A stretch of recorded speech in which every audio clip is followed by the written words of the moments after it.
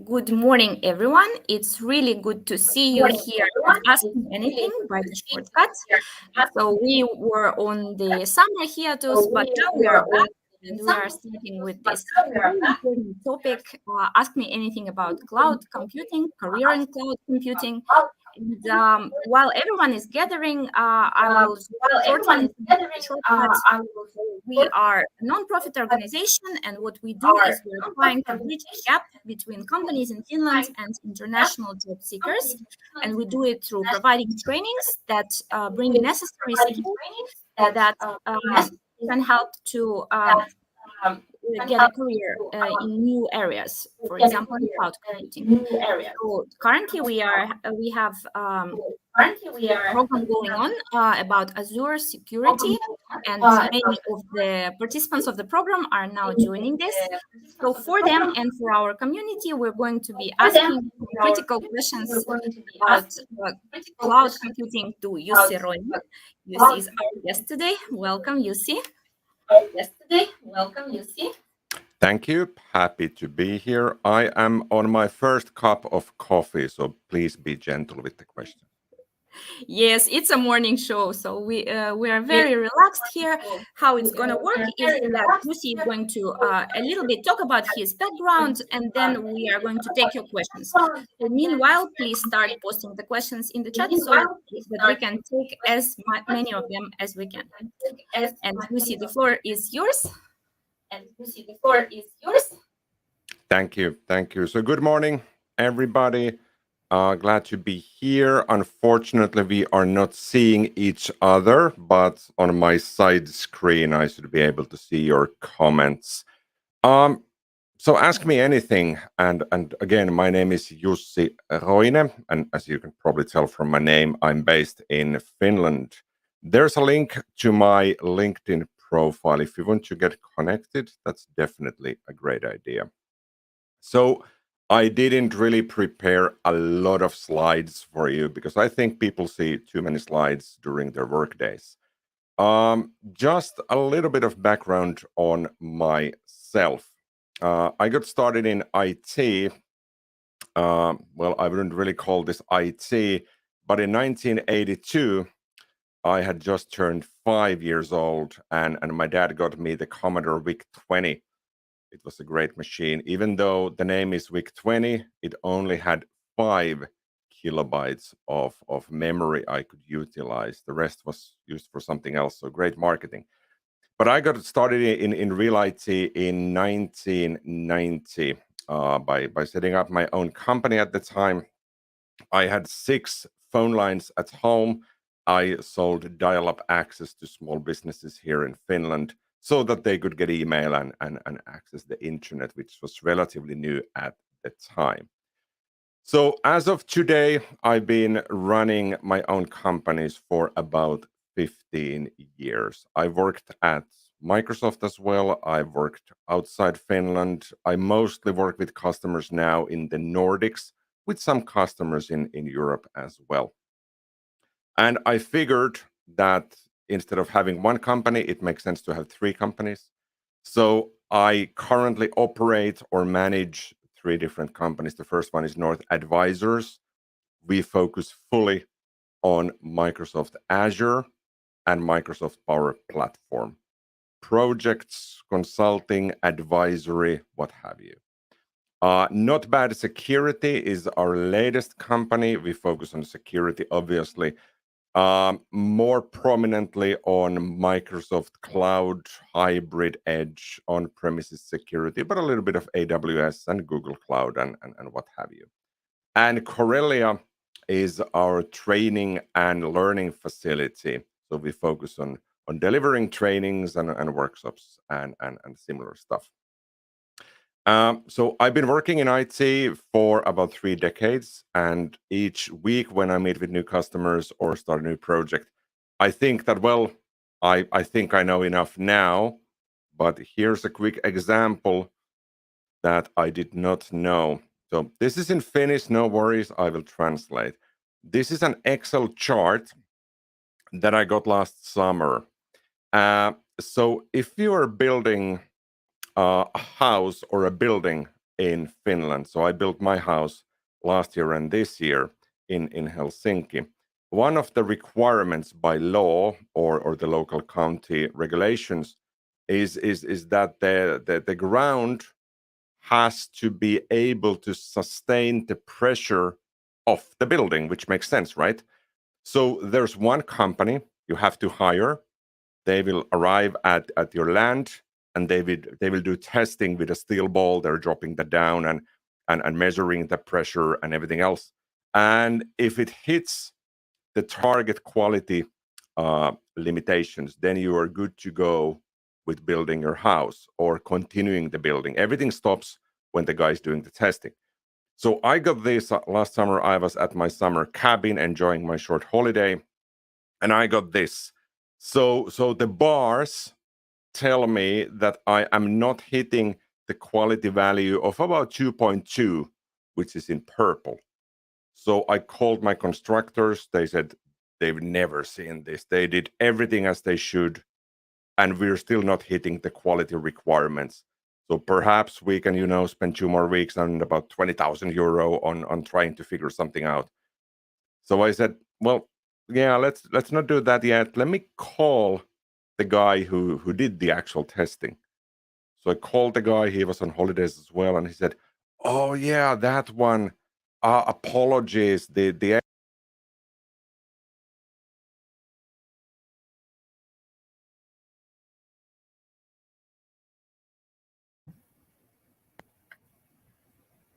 lot of frustration as well. But it also tells you that there's a lot of things you shouldn't really take at face value. You should really sort of look into it and figure, let's go back to the source. Let's figure this out step by step to figure out what the problem could be. We can talk about certifications. We can talk about everything related to work, consulting, IT, running businesses, finding businesses, hiring people, technology, whatever you have. I will just leave this as a sort of inspiration, perhaps. I did my Microsoft Certified Master program about 10 years ago. So at that time, it was a 6 to 12-month training, 6 weeks in Redmond, then 6 weeks remote learning, 2 exams. And if you failed on any of the exams, they would kick you out and welcome you back next year. I did that about 10 years ago. It was great. It was super challenging. Sadly, they don't have it anymore. And since then, I've been doing a lot of Microsoft certifications and some other as well. So if you have any thoughts, questions on those. And there's about 3,000 people globally who have the Microsoft Most Valuable Professional Award. So that's not a certification. It is an award for doing something for the community. And I've been part of that program for about 8 years now. It's great. Whenever you meet with like-minded MVPs, you typically have a glass of wine and a really long night. It's always fun. But we can also talk about that if you have any questions on that. All righty, I am looking at my other screen. So there's a question on what roles are available as entry level in cloud security. Quite a bit of the things that I see for entry level are often related to operations and management. So they could be at the security operations center at the SOC, picking up the incidents, looking at the alerts, reacting to those. And I feel that's a fairly good way to get started and in understanding the different capabilities, the different requirements in there. But I also feel that if you're more inclined to do perhaps consulting, customer projects, and whatnot,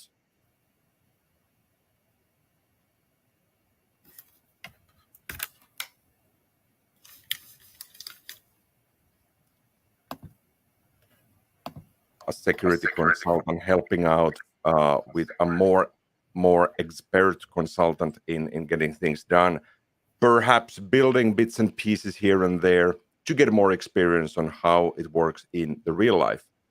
And with Microsoft contents and materials, there's a lot of good stuff, but a lot of the things at the same time might be just do click, click, click, next, next, next, you're done. And then you meet up with the customer and you go, well, this is not how it goes. It actually requires a lot more. And perhaps I would look into the consultancy side and or the operations side. You can do both at the same time as well. We actually have quite many questions. I'm going to take them one by one. Good.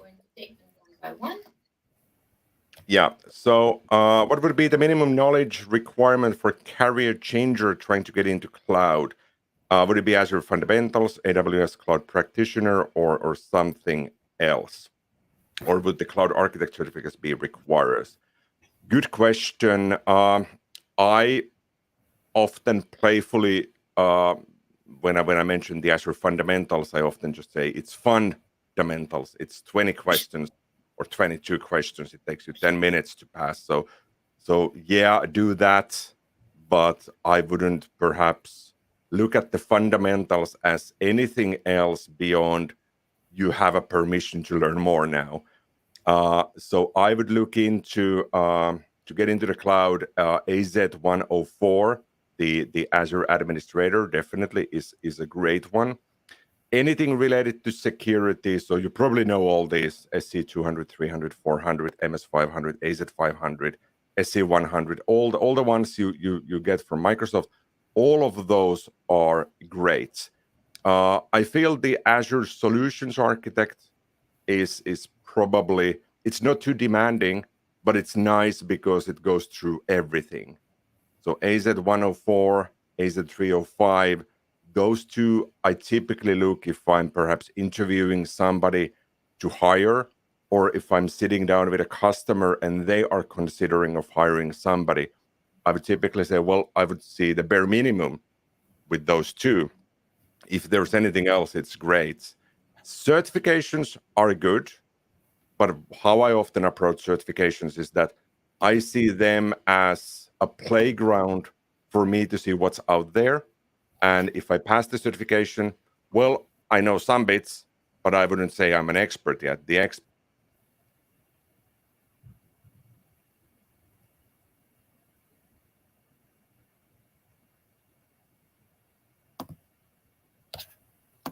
It's a bit like if you get a driver's license, especially in Helsinki, where the traffic might be a bit problematic at times.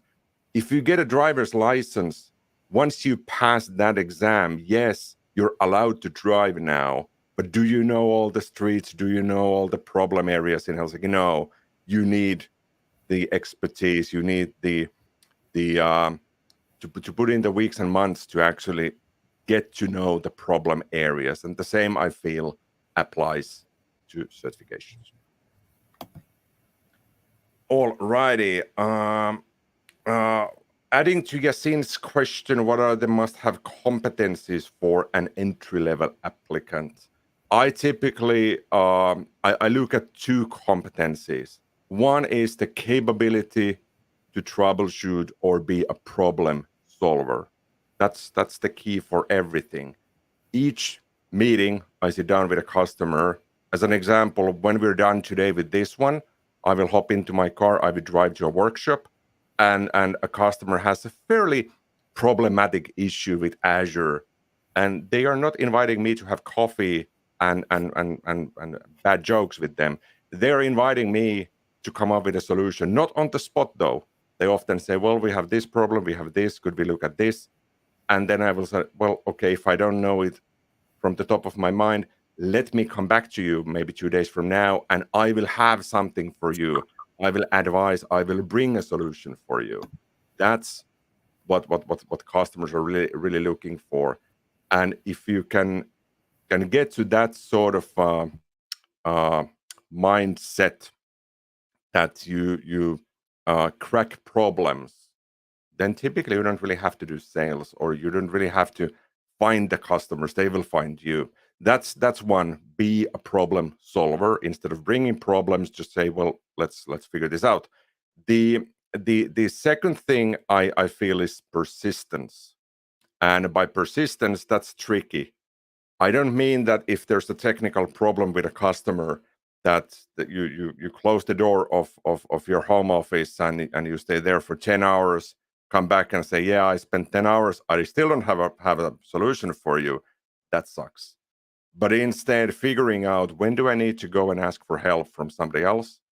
And when do I know with enough experience that I will put in 2 hours or 4 hours, I will crack this problem. So this sort of I often playfully call some of my colleagues the firefighters. I can push them to any customer, any problem related to Microsoft, and they will sort of go deep. I won't hear from them in 2 days or 5 days. I don't have to call them or check on them. They will come back on a Friday evening and say, hey, you see, it was really tricky. It's done now. What next? And this is not that I want to put them in a tough spot, but we often get calls from customers when everything else has failed. And they say, well, we really need somebody to finally figure this out. And then if you have the mindset that I can do the troubleshooting, I can be logical, but that I can also withhold or withstand the small cuts, the death by 1,000 paper cuts that you often get with project. You can withstand that. I think those two qualities are key. Sounds great. From my point of view, Yeah. yep. From your point of view, how do you see the future of cloud-related jobs in the Nordics and Europe in general? Well, there will definitely be more of those. The challenge in the Nordics, I often feel, is that a lot of companies have been in the cloud for 12, 13, 14 years now. So when you go to a customer, it's fully different. Let's say if you go to the US or if you go to Italy. If you go to Italy or Switzerland, they go, yeah, we heard about the cloud. Can you tell us about the cloud, please? But in Finland, you meet with customers. Yeah, we've been in the cloud for 10 years. What next? So they are not interested in the bare basics and the bare bone stuff anymore. So more demand, yes, but I also feel that especially here in the tiny country of Finland and in the Nordics in general, the key to success is that we can bring more value instead of the basic stuff. And I don't mean to say that you always have to go deep. No, you often have to go wide as well. What are the chances of landing a cloud security job being a freshman with little or no experience in Europe? I don't think the experience in Europe is a necessity. I don't even think that you have to speak Finnish to work in Finland or you have to speak Swedish to work in Sweden. One of my closest colleagues was born in Ethiopia. He migrated to Italy, then he moved to Finland for some reason 12, 14 years ago, and he doesn't speak Finnish, which is fine. He is fantastic. Whatever Azure problem I give, he's a developer. Whatever problem I give, he comes back 2 days later and says, okay, it's done. So this is not to say that language is the key. It's helpful, of course, but I feel, again, being a problem solver, being a troubleshooter, being this sort of let me get this fixed, that's the essence. But for the question, what are the chances? I know there might be some hurdles, some trouble in actually sort of getting your foot in through the door. When I got started 30 years ago, I just set up my own company and figured I don't need a manager. I just want to do my own thing. Since then, I worked with 10 different companies as an employee, and eventually always I sort of came back to building my own thing. But even then, companies are looking for people who can get stuff done. And let's say they need to do a certification. It's not a problem. It takes you 2 hours to do the actual exam. Then you study whenever, and that's that. It's sort of not seeing problems, but instead of seeing solutions. Another question: would you advise anyone to be proficient in a programming language in order to have a good career?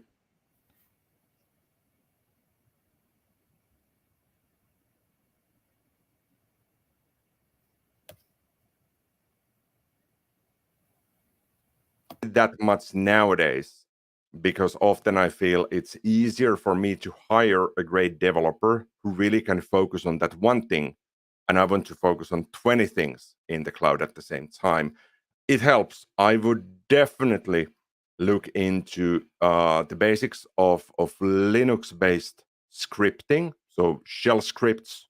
That's key, definitely. Perhaps in the Microsoft world, it's often perhaps PowerShell or .NET, so C Sharp. Forget Visual Basic .NET, nobody uses that.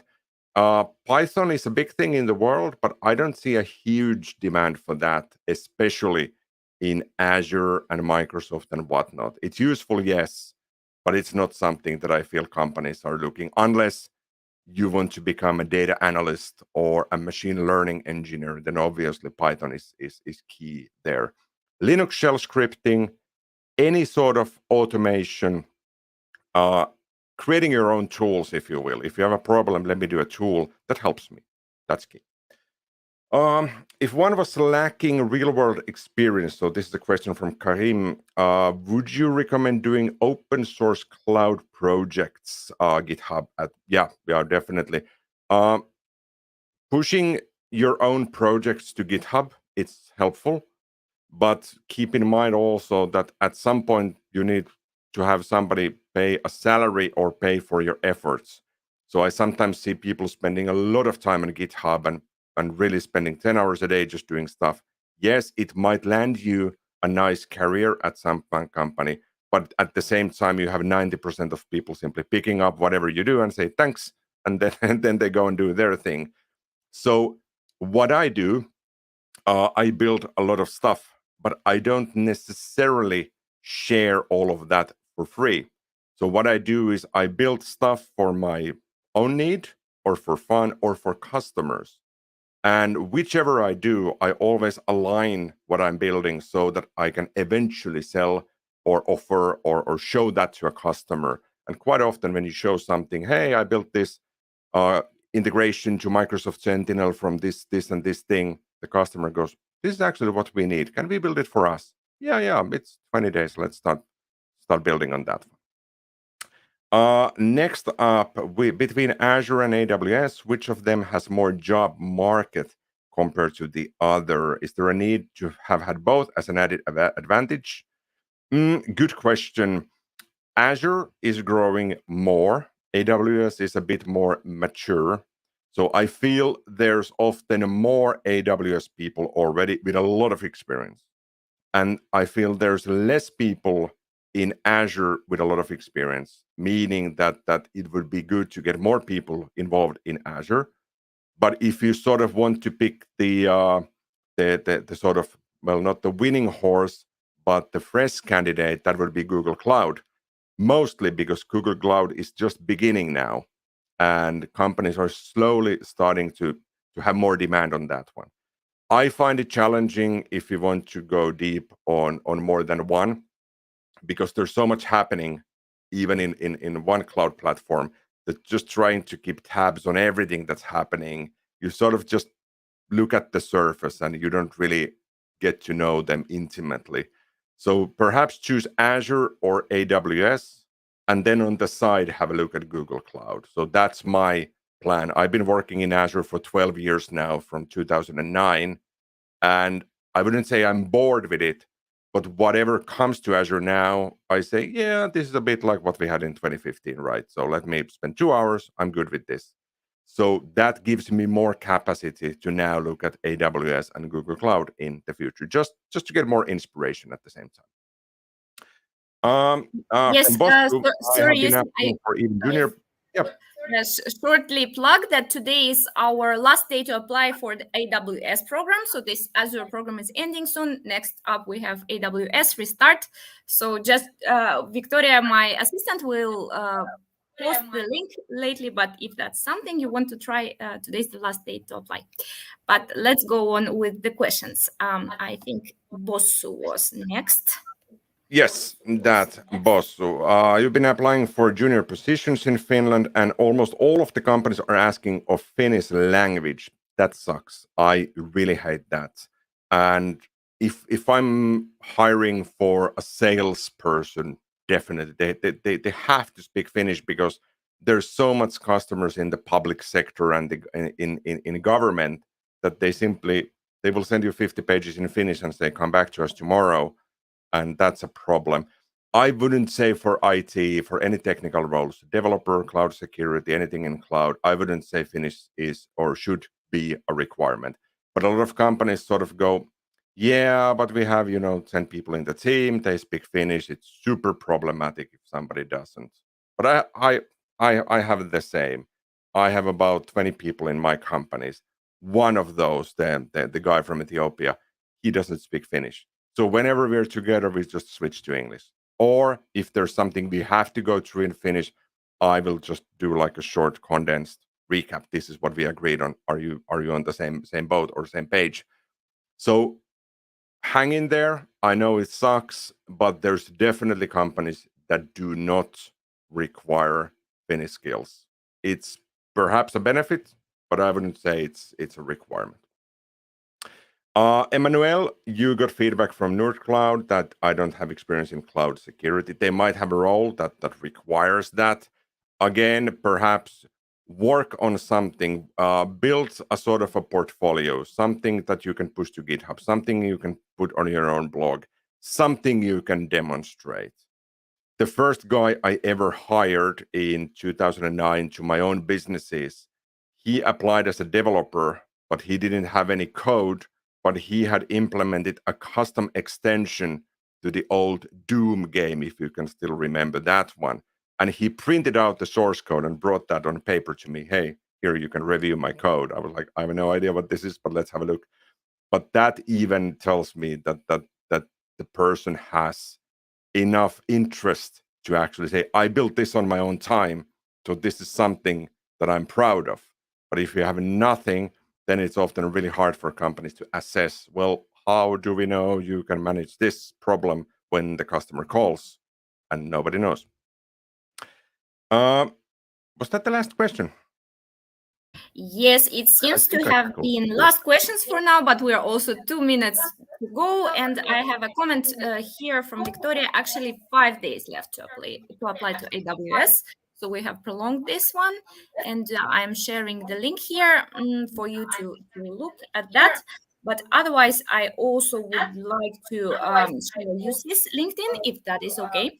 So in case you haven't come up with a question during this very short live, you can still connect and ask Jussi later. Here comes the last question, maybe while I'm sharing the profile. Let's take one from Abdul. Yeah, and on LinkedIn, definitely let's get connected. If you have any questions later on, I'm happy to pick up any of those later on. So just ping me over LinkedIn, perhaps send a private message, and I'm happy to help.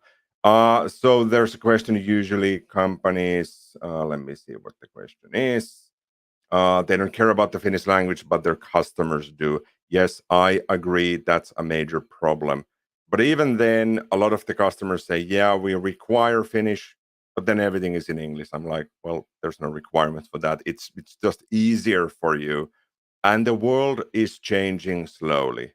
And I'm doing my small part to try to sort of tackle that problem as well as not to require Finnish from people or from customers.